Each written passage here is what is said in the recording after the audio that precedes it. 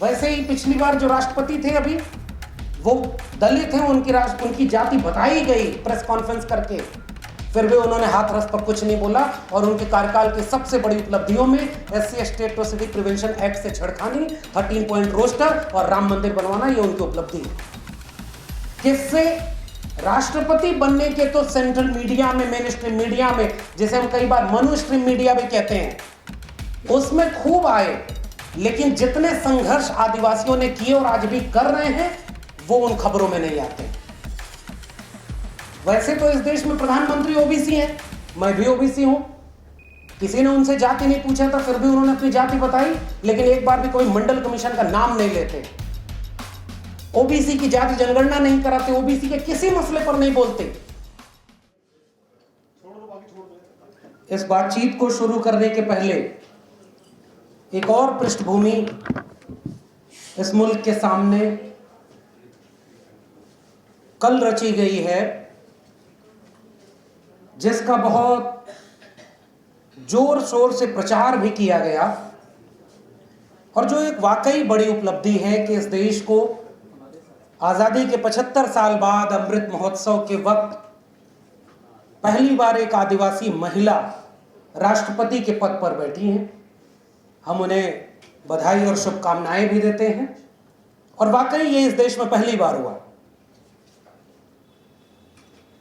मगर उस दिन के बाद, कल के बाद, आज दिल्ली के इस प्रेस क्लब में बैठ करके जिस मुद्दे पर यह बातचीत हो रही है, वो देश में पहली बार नहीं हुआ है।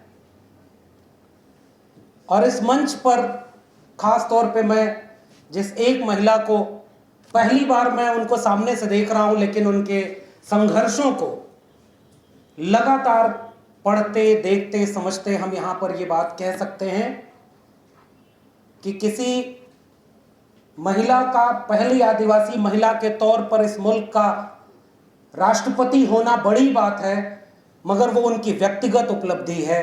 मुझे लगता है कि अगर उस जगह पर लड़ने वाला कोई सोनी सूरी जैसा व्यक्ति होता तो वो एक साझा उपलब्धि होती, सामूहिक उपलब्धि होती। इस पृष्ठभूमि के साथ मैं अपनी बात रखूंगा, और बहुत संक्षेप में, क्योंकि हमारे सामने बहुत वरिष्ठ लोग हैं और जो पैनल है उसमें लड़ने वाले लोग ही हैं। मैं दिल्ली विश्वविद्यालय का एक अस्थायी प्रोफेसर, इस बात पर जोर इसलिए दे रहा हूं क्योंकि अब ऐसा लगता नहीं कि इस देश में कुछ भी स्थायी बचा हुआ है, न नौकरी और न आपके उम्मीदों का कोई मयार।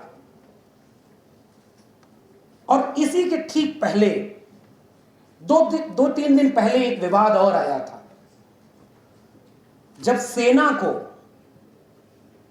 और उस सेना की बात मैं कर रहा हूं जब सेना पर बात होती है इस देश में, और पिछले कुछ दिनों से यह प्रवृत्ति और बढ़ गई है कि जब भी सेना पर बात होगी तो केवल गौरव बोध से होगी, उसे एक हॉली काऊ बना करके पेश किया जाएगा, गोया अगर आपने सेना पर कोई सवाल उठाया तो राष्ट्र पर सवाल उठा दिया। और फिर भी एक पॉलिसी बनती है कि 4 साल के लिए टेम्परेरी सैनिक भी भर्ती होंगे, और उस कॉलम में जोड़ा गया है कि उनकी जातियां भी पूछी जाएंगी। जब विवाद हुआ कि आप जाति क्यों पूछ रहे हो, 4 साल बाद जब निकालने जाओगे तो 75% लोग जो निकलेंगे उनमें जाति कहीं काम ना आए। और तब हमने ये बात जब कही, एक पैनल में बैठा हुआ था, वहां एक रिटायर्ड कर्नल लगातार ये बात कह रहे थे कि सेना पर सवाल नहीं उठा सकते, सेना -40 डिग्री में लड़ रही है, तब हम जिंदा हैं, राष्ट्र नहीं बचेगा। उस दिन भी मैंने एक बात कही थी जो यहां दोहराना चाहता हूं कि -40 डिग्री में लड़ने वाले लोगों को भी सैल्यूट है, लेकिन +40 डिग्री में जो खेत में किसानी कर रहा है, जो सड़क पर मजदूरी कर रहा है, जो आदिवासी है, वह भी इस राष्ट्र का सबसे बड़ा नागरिक है, और बिना उसके राष्ट्र पूरा नहीं हो सकता। इसलिए इस पृष्ठभूमि में मैं अपनी पूरी बातचीत केवल इस बात पर केंद्रित कर रहा हूं कि इस मुल्क के ही एक हिस्से में, हिमांशु जी से बात हो रही थी तो हमने यही समझा कि एक अनवरत युद्ध चल रहा है, अघोषित युद्ध चल रहा है, वो इस मुल्क के आदिवासियों के लिए, जिनके लिए जयपाल सिंह मुंडा ने संविधान सभा की बहस में कहा कि आप हमें लोकतंत्र मत सिखाइए, आपको लोकतंत्र हमसे सीखना होगा, हम इस मुल्क के मूल निवासी हैं, हम सिंधु घाटी सभ्यता के वारिस हैं, हम इस मुल्क की जल जंगल जमीन के पहले हकदार हैं।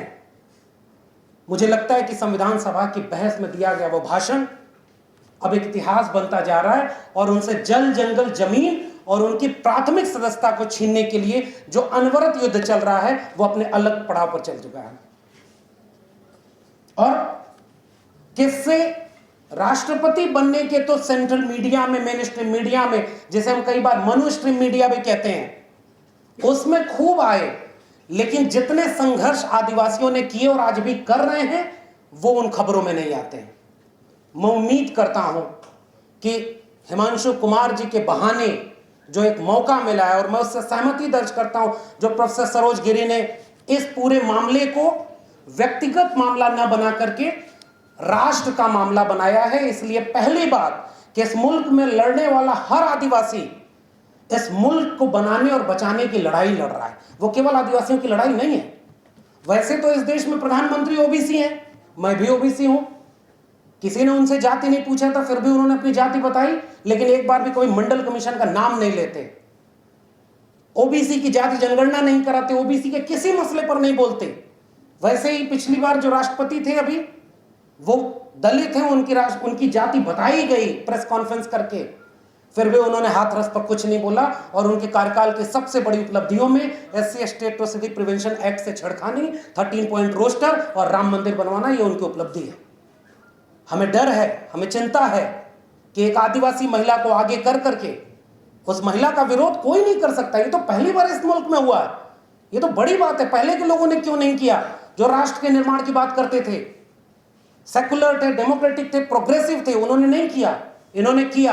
मगर उन्हें आगे रख करके कहीं इस लड़ाई के साथ क्या न्याय होगा, यह हमारी चिंता है। और यह केवल गोमपाड़ का मामला नहीं है, इस मुल्क के हर कमजोर, वंचित, शोषित के खिलाफ एक युद्ध चल रहा है। वो युद्ध हमें अभी नहीं नजर आ रहा है, लेकिन जो झेल रहा है, जिसके ऊपर उसकी मार पड़ रही है, उसे पता चल रहा है कि वो युद्ध कौन सा है। और इसलिए इस पूरे मसले पर हमें इसे व्यक्तिगत लोगों का, और मैं इस मंच से फिर से याद करूंगा, हमेशा हमने याद किया है अपने उन लोगों को जो हमारे हिस्से की लड़ाई लड़ते हुए जेल में हैं। मेरे अपने दिल्ली विश्वविद्यालय के प्रोफेसर हैनी बाबू, प्रोफेसर आनंद तेल तुमड़े, गौतम नवलखा, वरबर राव, तमाम लोग जेल में हैं। शायद वो हमारे हिस्से की ही तो लड़ाई लड़ रहे हैं। आज तक साबित कुछ नहीं हुआ, लेकिन वो जेल में हैं। कुछ लोग जेल में जाने की तैयारी में हैं। हिमांशु कुमार को इसलिए निशाने पर रखा गया, और मंच पर तो प्रशांत जी बैठे हुए हैं। हिमांशु जी पर जुर्माना 5 लाख का लगाया गया, प्रशांत जी पर 1 रुपए का लगाया गया था। क्या प्रशांत जी के पास 1 रुपया नहीं था? लेकिन इन्होंने तय किया कि हम वो भी जुर्माना नहीं देंगे। अच्छा, लेकिन लड़ाई लड़ी थी आपने। मुझे लगता है कि यह जो संघर्ष है, प्रतिरोध का संघर्ष है, इसे किसी व्यक्ति, मैं फिर से कह रहा हूं, भीमा कोरेगांव यलगार परिषद की बात हो, या आदिवासियों का बात हो, या ओबीसी की बात हो, दलितों की बात हो, और इस देश के वंचित शोषित लोगों की बात हो, इसे एक बड़े फ्रेम में देखेंगे तो हम सब उस लड़ाई में शामिल हैं। हम खामोश रह करके भी मारे ही जाएंगे।